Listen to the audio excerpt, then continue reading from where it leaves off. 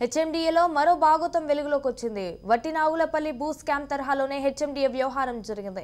Change of land use కింద దాదాపు 90 ఫైళ్లకు హడావిడిగా అనుమతులు ఇచ్చారు. నిబంధనలు లెక్క చేయకుండా ఒక్క రోజులోనే తతంగా పూర్తి చేశారు. చేంజ్ ఆఫ్ ల్యాండ్ యూజ్ కింద భారీగా భూ బదలాయింపు జరిగింది.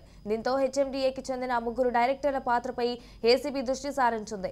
చేంజ్ ఆఫ్ ల్యాండ్ యూజ్ డాక్యుమెంట్ల పరిశీలనకు ఏసీబీ సిఎస్ అనుమతి కోరింది.